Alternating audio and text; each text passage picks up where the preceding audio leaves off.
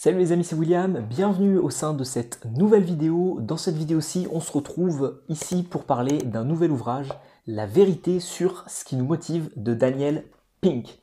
Donc cet ouvrage, vous le retrouverez en description de la vidéo comme tous les livres que je présente sur cette chaîne YouTube. Et cette vidéo, à qui elle est destinée et à qui est destinée la lecture de cet ouvrage.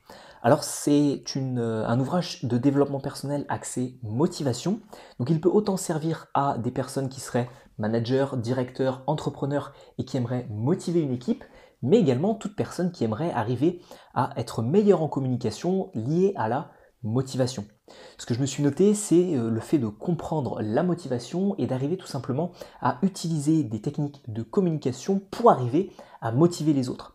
Et si vous voulez comprendre comment fonctionne la motivation pour être vous-même plus motivé, je vous invite bien évidemment à suivre cette vidéo. Cet ouvrage est vraiment assez intéressant parce qu'il remet totalement en cause ce qu'on peut vous apprendre sur la motivation et comment fonctionne la fameuse méthode qui est illustrée juste ici de la carotte et du bâton. Concrètement, on va vous mettre une carotte au bout d'un bâton avec un fil pour vous faire avancer et vous promettre une récompense. C'est une technique qui fonctionnait autrefois mais qui aujourd'hui est totalement obsolète. Je vais vous expliquer pourquoi dans cette vidéo. Alors la première chose que vous devez comprendre dans cet ouvrage, c'est la différence entre motivation extrinsèque et motivation intrinsèque. La motivation extrinsèque, comme son nom l'indique, c'est de la motivation qui va venir de extérieur, alors que intrinsèque, intérieur. La motivation extrinsèque, la motivation qui va venir de l'extérieur, c'est une source de motivation qui ne dépend pas de l'individu en question. Concrètement, lorsque l'on vous promet un salaire, lorsque l'on vous promet une récompense, par exemple des avantages, etc., eh bien ce sont des choses qui sont extérieures à l'individu. De l'argent, des biens, des choses qui peuvent venir en complément, mais qui ne sont pas intérieures. Alors qu'au contraire, la motivation intrinsèque est beaucoup plus efficace et elle permet de raisonner sur, par exemple, l'accomplissement de soi. Fais telle mission parce que tu vas être accompli dans ce que tu vas faire. Aide telle personne en tant que coach parce que ça va te permettre de te sentir plus accompli et d'avoir aidé certaines personnes. Donc il y a vraiment ces deux facteurs-là à différencier purement. L'un est assez court terme, la motivation extrinsèque est assez court terme, mais efficace à court terme. On va vous promettre des avantages la plupart du temps financiers, on va vous promettre des avantages peut-être matériels qui vont faire que tout simplement vous allez être motivé sur le court terme.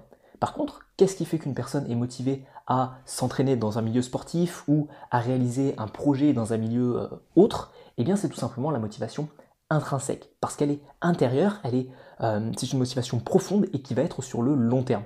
Vous allez être motivé pour aller à la salle de sport par exemple sur une journée, mais concrètement il n'y aura pas des résultats dès la première journée. Donc ça va vraiment être sur le long terme, mais par contre ce sera une source de motivation qui sera plus long terme, mais plus efficace sur le long terme également. Parce qu'à force de mettre en place des motivations, des sources de motivation extrinsèques, donc qui viennent de l'extérieur, et bien tout simplement la motivation va perdre en efficacité et au fur et à mesure vous allez être de moins en moins motivé. Ça s'illustre très facilement avec le fait que beaucoup de personnes sont salariées au début de leur vie et deviennent ensuite entrepreneurs et entreprennent un projet de vie. C'est tout simplement parce qu'au début, elles courent après des motivations extrinsèques et qu'au bout d'un moment, eh bien tout simplement, le salaire n'est plus la seule source de motivation et ce n'est plus si intéressant que ça. Donc à ce moment-là, qu'est-ce qu'on recherche? On recherche plus un accomplissement de soi, soit par un projet qu'on peut mener soi-même en solitaire, soit par un projet qu'on peut mener dans son entreprise. Alors maintenant, il faut quand même comprendre que la méthode de la carotte et du bâton, c'est quand même quelque chose qui fonctionne aujourd'hui. Mais ça fonctionne sur certains types de situations. Ça a été mis en place notamment avec tout ce qui est Fordisme, Taylorisme dans les années au 19e siècle, dans les années 1800. Mais concrètement, aujourd'hui, c'est quelque chose qui ne fonctionne plus énormément en entreprise et je vais vous expliquer pourquoi. Concrètement, la méthode de la carotte et du bâton, le fait d'offrir soit une récompense, soit une punition suite à une action, ça fonctionne sur des petites actions routinières et assez fastidieuses. On va demander à une personne de faire quelque chose de très fastidieux sur le court terme, pendant par exemple une demi-journée, on va lui dire dans ce cas-là, eh bien, en échange, tu auras une augmentation, en échange, tu seras payé double, etc. Donc tout ça, ça va être lié à la motivation extrinsèque, si vous avez bien suivi le premier point de cette vidéo, et ce sont sur des petites actions qui sont routinières, fastidieuses, mais pas sur quelque chose qui va être plus long, qui va être sur un gros projet. A contrario, sur un gros projet, eh bien la méthode de la carotte et du bâton n'est pas très efficace, parce que c'est du long terme et que ça risque de nuire fortement à la créativité et à l'accomplissement de la personne. Auquel cas, il faudra trouver des motivations intrinsèques qui viendront tout simplement renforcer la motivation des personnes en question. Sur un projet long terme, sur un projet où on va vous demander d'être créatif, on va vous demander d'inventer quelque chose, de penser peut-être différemment, c'est à ce moment-là où vous allez devoir ressentir ce besoin d'accomplissement. Donc si vous souhaitez motiver quelqu'un sur le court terme, sur une action fastidieuse, sur une action répétitive, routinière, je vous recommande la méthode de la carotte et du bâton, ça fonctionne très bien. Maintenant, le problème, c'est qu'en entreprise, aujourd'hui, il y a de plus en plus de projets qui se créent, de fait de travailler en équipe, etc. Et tout ça, eh bien, ça ne dépend plus de la méthode de la carotte et du bâton, mais tout simplement, ça dépend de la méthode des récompenses intrinsèques à la personne liées à l'accomplissement de soi. Alors cette motivation que l'auteur appelle la motivation 3.0, qui est totalement différente de la motivation 2.0 sur la carotte et le bâton, eh bien tout simplement elle se base sur 3 critères différents que vous devez faire en sorte d'appuyer pour motiver quelqu'un, ou même pour vous motiver vous-même. Le premier point, c'est d'arriver à créer ce qu'on appelle de l'autonomie. L'autonomie, je n'avais parlé sur ma vidéo sur comment motiver une équipe, eh bien c'est tout simplement, par exemple, si vous voulez donner une tâche à quelqu'un, laissez-lui une marge de manœuvre. Si vous faites une demande à quelqu'un, laissez-lui une marge de manœuvre. De cette manière, la personne sera plus impliquée et aura plus envie de travailler sur le projet. Donc l'autonomie, ça permet tout simplement de mieux motiver une personne. Ensuite, cette motivation 3.0 se base aussi sur le fait d'avoir une envie et un profond désir d'être bon dans ce que l'on réalise. Et ça découle justement de la marge de manœuvre que vous laissez, c'est-à-dire que derrière, la personne va avoir envie de réaliser quelque chose, mais vu que c'est elle qui a eu cette envie, eh bien elle va vouloir faire correctement les choses et elle va avoir envie de bien faire les choses. À ce moment-là, vous pouvez être sûr que la personne va être très motivée, et par exemple, eh bien, vous pouvez engager les personnes dans le processus de création d'un produit, d'un service ou le processus de vente. Ça se traduit par quoi? Ça se traduit par exemple par le fait de réaliser un questionnaire en entreprise et de dire aux salariés, eh bien, qu'est-ce que vous voulez voir par la suite dans votre entreprise, qu'est-ce que vous voulez qu'on améliore sur certains produits, etc., etc.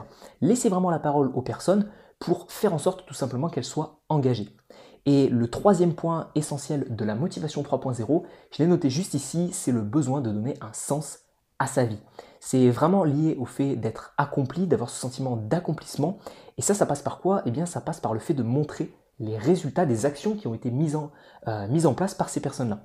Dans beaucoup d'entreprises, et c'était le cas autrefois et c'est en train de vraiment changer, donc je vous invite à appliquer les mêmes méthodes, dans beaucoup d'entreprises, on cachait les résultats et il n'y avait qu'un petit cercle de privilégiés, généralement c'était les managers et les directeurs, qui étaient en mesure de pouvoir voir les résultats de l'entreprise.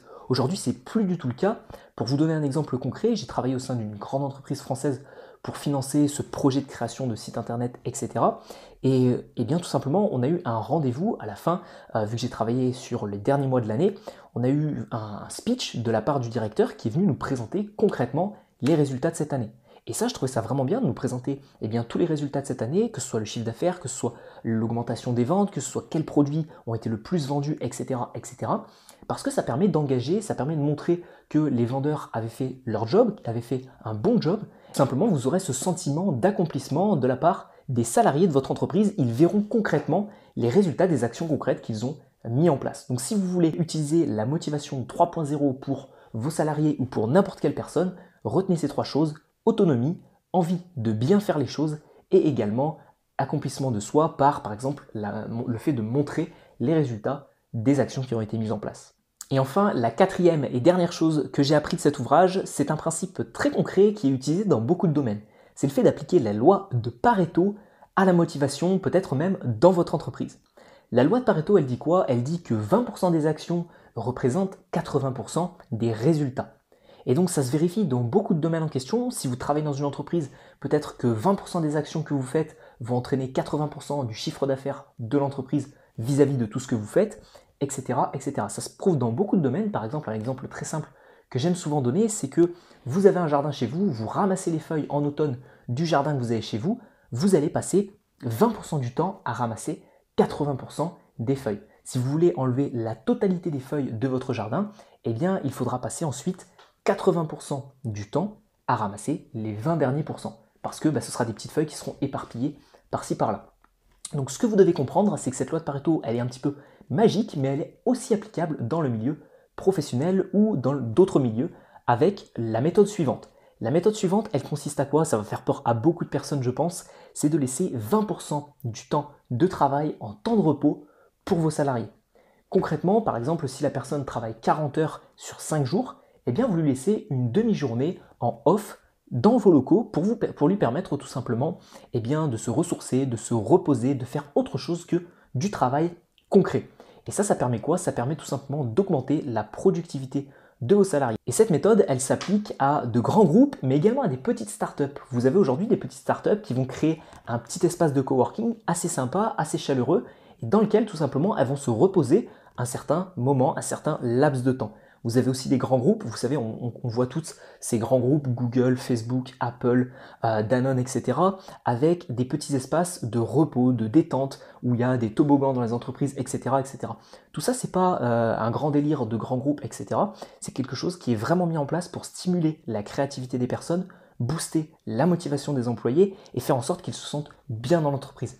Et il y a vraiment cette démarche lié au salariat et lié au fait de créer un bon état d'esprit en entreprise qui est vraiment en train de se mettre en place, qui fait partie de la motivation 3.0.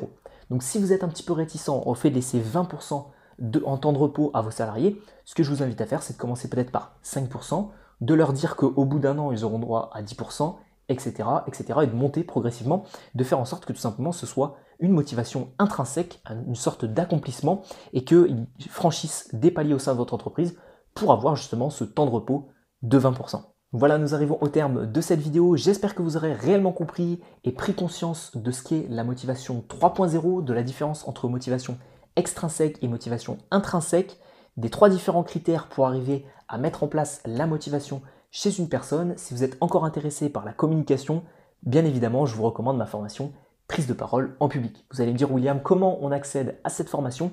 Vous cliquez sur le lien dans la description de cette vidéo, le premier lien, vous rentrez votre email sur la page de mon site internet et par la suite, je vous envoie la première vidéo de formation. Suite à ça, je vous enverrai 4 autres vidéos sur les 4 prochains jours et ce sont des vidéos qui seront complémentaires les unes entre les autres. C'est le principe d'une formation pour vous aider à être plus à l'aise à l'oral, plus confiant en communication et également être meilleur et plus performant lors de vos prises de parole ou de communication. Je vous remercie d'avoir suivi cette vidéo, d'être toujours de plus en plus nombreux sur ma chaîne YouTube et si vous voulez lire cet ouvrage, vous le retrouverez également en description de la vidéo. Merci d'avoir passé du temps à regarder celle-ci, c'était William, ciao ciao.